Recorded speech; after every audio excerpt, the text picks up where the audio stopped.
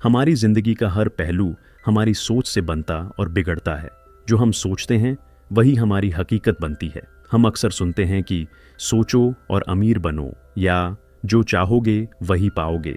लेकिन क्या ये सिर्फ एक अच्छी बात है या इसके पीछे कोई गहरा विज्ञान छुपा है?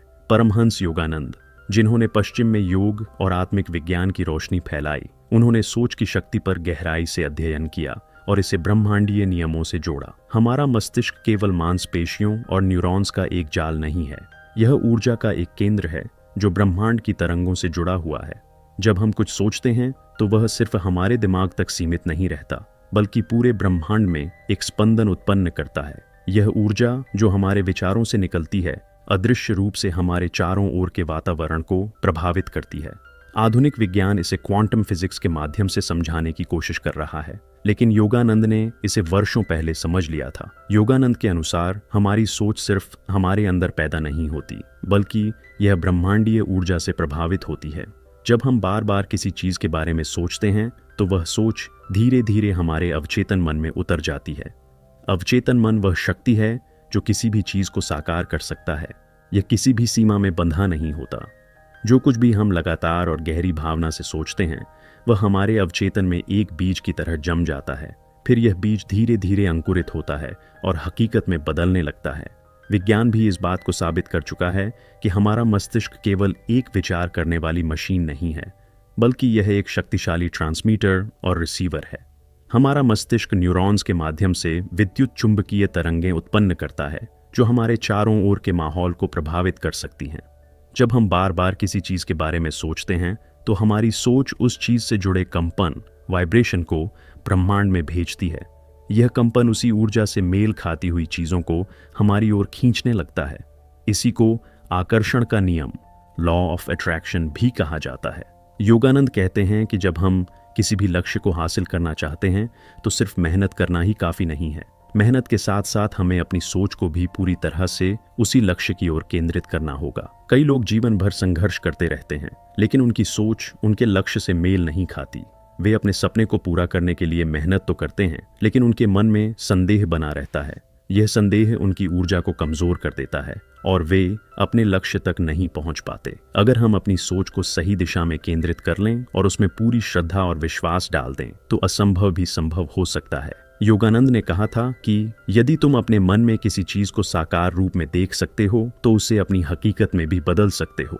हमारे दिमाग में बनने वाली छवियां, विजुअलाइजेशन ही हमारी वास्तविकता का निर्माण करती हैं। अब सोचिए, अगर आपके जीवन में सब कुछ आपकी सोच से ही बन रहा है तो क्या आप अपने विचारों को नियंत्रित करना नहीं चाहेंगे? क्या आप नहीं चाहेंगे कि आपकी हर सोच आपकी सफलता की ओर बढ़े? यही वह पहला कदम है, सोच की शक्ति को समझना और उसे नियंत्रित करना। अब जब आपने समझ लिया कि हमारी सोच हमारे जीवन को आकार देती है तो अगला सवाल उठता है, क्या सिर्फ सोचना ही काफी है? क्या यह सच में संभव है कि हम सिर्फ सोचकर अपनी जिंदगी बदल सकते हैं? परमहंस योगानंद ने कहा था कि केवल सतही सोच से कुछ नहीं बदलता, बल्कि जब कोई विचार हमारे अवचेतन मन, सबकॉन्शियस माइंड में गहराई से उतर जाता है तभी वह हकीकत में बदलता है। अवचेतन मन किसी बीज की तरह होता है। यदि आप इसमें नकारात्मक विचारों के बीज डालेंगे तो आपकी जिंदगी में मुश्किलें बढ़ेंगी, और यदि इसमें सकारात्मकता और सफलता के बीज डालेंगे तो आपकी जिंदगी में वैसी ही परिस्थितियां आएंगी। परंतु समस्या यह है कि हम में से अधिकतर लोग अपने अवचेतन मन को नियंत्रित करना नहीं जानते। हम रोजमर्रा की जिंदगी में जो कुछ भी देखते, सुनते और महसूस करते हैं वह बिना हमारे एहसास के हमारे अवचेतन मन में दर्ज हो जाता है। अगर हम बचपन से ही यह सुनते आए हैं कि अमीरी पाप है या सफलता केवल कुछ चुने हुए लोगों को मिलती है तो ये विचार हमारे अवचेतन में बैठ जाते हैं और हमारी पूरी जिंदगी को प्रभावित करने लगते हैं। योगानंद कहते हैं कि अवचेतन मन एक महान शक्ति केंद्र है। यह सिर्फ यादों का भंडार नहीं, बल्कि एक रचनात्मक शक्ति है। जो विचार इसमें गहराई से बैठ जाते हैं वे धीरे धीरे भौतिक दुनिया में साकार होने लगते हैं। यही कारण है कि जब हम किसी चीज की बार बार कल्पना करते हैं तो वह हमारी वास्तविकता बन जाती है। पश्चिमी मनोविज्ञान में इसे ऑटो सजेस्शन, स्व प्रेरणा कहा जाता है, और भारत में योगियों ने इसे संस्कार कहा है, यानी गहरी आदतें जो हमारी जिंदगी का हिस्सा बन जाती हैं। जब हम लगातार किसी विचार को दोहराते हैं तो हमारा अवचेतन मन उसे सत्य मानने लगता है। इसे एक उदाहरण से समझें। यदि कोई बच्चा यह मानकर बड़ा होता है कि वह कभी सफल नहीं होगा, तो भले ही वह कितनी भी मेहनत करे, उसकी अवचेतन शक्ति उसे बार बार असफलता की ओर खींच लेगी। दूसरी ओर, यदि कोई व्यक्ति यह मानकर चलता है कि वह किसी भी परिस्थिति में सफलता हासिल कर सकता है, तो उसकी अवचेतन शक्ति उसे सफलता की राह पर ले जाएगी, चाहे हालात कितने भी कठिन क्यों ना हो। योगानंद का कहना था कि यदि आप अपने जीवन को बदलना चाहते हैं, तो आपको अपने अवचेतन मन को नए विश्वासों और विचारों से भरना होगा। यह प्रक्रिया आसान नहीं होती, क्योंकि वर्षों से जमा हुई पुरानी धारणाएं इतनी गहरी होती हैं कि उन्हें बदलने में समय लगता है। लेकिन अगर आप रोजाना अपने विचारों को नियंत्रित करें, ध्यान करें, सकारात्मक विचारों को बार बार दोहराएं और अपने अंदर एक मजबूत विश्वास विकसित करें, तो अवचेतन मन धीरे धीरे नए विचारों को स्वीकार कर लेता है और फिर जीवन उसी दिशा में बदलने लगता है।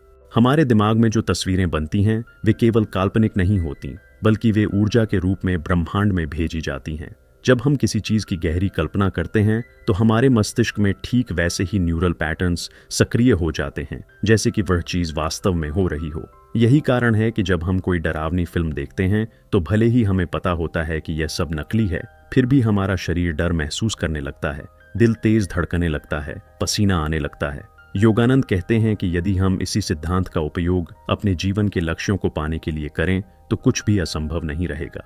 जब हम बार बार किसी लक्ष्य की कल्पना करते हैं और यह अनुभव करने लगते हैं कि वह पहले ही पूरा हो चुका है, तो हमारा अवचेतन मन इसे वास्तविकता मानने लगता है। यह नया विश्वास ब्रह्मांड में उसी ऊर्जा को आकर्षित करता है और परिस्थितियां वैसी बनने लगती हैं।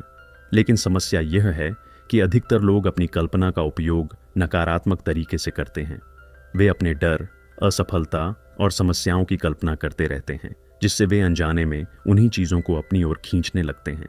अगर कोई व्यक्ति बार बार यह सोचता है कि उसे नौकरी नहीं मिलेगी या वह कभी सफल नहीं होगा, तो उसका अवचेतन मन उसी दिशा में ऊर्जा भेजने लगता है और परिणाम स्वरूप वही हकीकत बन जाती है।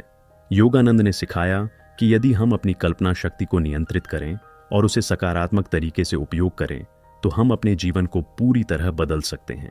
उन्होंने एक साधना बताई थी। रोजाना कुछ मिनटों के लिए शांति से बैठकर अपने लक्ष्य को स्पष्ट रूप से देखना और महसूस करना। मान लीजिए कि आप एक सफल व्यापारी बनना चाहते हैं, तो आपको अपने मन में यह देखना होगा कि आप अपने बिजनेस को चला रहे हैं, लोगों से मिल रहे हैं, सफलता प्राप्त कर रहे हैं। सिर्फ देखना ही नहीं, बल्कि उसे महसूस करना होगा। आपको वह उत्साह, आनंद और गर्व महसूस करना होगा जो आपको सफलता मिलने पर होगा। जब आप इसे रोज करते हैं, तो धीरे धीरे आपका अवचेतन मन इसे सत्य मानने लगता है और फिर आपके विचार और कर्म उसी दिशा में जाने लगते हैं। आपको सही अवसर मिलने लगते हैं, सही लोग आपके जीवन में आने लगते हैं और आपकी वास्तविकता बदलने लगती है। अब जब हमने समझ लिया कि हमारी सोच, अवचेतन मन और कल्पना कैसे काम करते हैं, तो अगला महत्वपूर्ण तत्व है विश्वास, फेथ। परमहंस योगानंद ने कहा था कि जिस व्यक्ति के पास अटूट विश्वास होता है, वह असंभव को भी संभव बना सकता है। विश्वास केवल एक मानसिक अवधारणा नहीं है, बल्कि यह ऊर्जा, एनर्जी है जो हमारे विचारों को शक्ति देती है और उन्हें वास्तविकता में बदलती है। बहुत से लोग सोचते हैं कि वे कुछ बड़ा हासिल करना चाहते हैं, लेकिन उनके अंदर गहरा संदेह, डाउट भी होता है। वे कल्पना तो करते हैं, लेकिन भीतर से आश्वस्त नहीं होते कि यह सच में संभव है। यही संदेह उनकी ऊर्जा को कमजोर कर देता है और उन्हें अपने लक्ष्य से दूर कर देता है। योगानंद कहते हैं कि यदि आपके अंदर किसी चीज को पाने का सच्चा और अटूट विश्वास है, तो ब्रह्मांड भी उसे आपको देने के लिए बाध्य हो जाता है। लेकिन यह विश्वास आता कैसे है? इसका सबसे बड़ा रहस्य यह है कि विश्वास सोचने से नहीं, अनुभव से आता है। जब आप अपने जीवन में छोटे छोटे चमत्कारों को अनुभव करने लगते हैं, जब आप देखना शुरू करते हैं कि आपकी सकारात्मक सोच सच में असर डाल रही है, तब आपका विश्वास मजबूत होने लगता है। इसलिए शुरुआत में ही बड़े लक्ष्य के बजाय छोटे लक्ष्यों से शुरुआत करें। जैसे एक दिन में खुद को खुश और ऊर्जावान महसूस करने का लक्ष्य। जब आप इसे हासिल करते हैं, तो आपका मन यह मानने लगता है कि यह सिद्धांत सच में काम करता है और फिर आप इसे बड़े लक्ष्यों पर लागू कर सकते हैं। योगानंद ने एक और महत्वपूर्ण बात कही थी। विश्वास केवल मानसिक नहीं होना चाहिए, बल्कि वह आपके हर कार्य में दिखना चाहिए। उदाहरण के लिए, यदि कोई व्यक्ति अमीर बनना चाहता है, लेकिन हर दिन गरीबी की शिकायत करता है और अपने चारों ओर अभाव की सोच रखता है, तो उसका अवचेतन मन इस विरोधाभास को पकड़ लेता है और वह कभी अमीर नहीं बन पाता। लेकिन यदि वही व्यक्ति पहले से ही अमीर होने की भावना को अपने अंदर रखता है, वैसा व्यवहार करता है और वैसी सोच रखता है, तो वह ऊर्जा पूरे ब्रह्मांड में फैलने लगती है और उसे वैसी ही परिस्थितियां मिलने लगती हैं। एक और महत्वपूर्ण बात, हमारा विश्वास केवल बाहरी दुनिया में नहीं बल्कि हमारी आत्मा की शक्ति में भी होना चाहिए।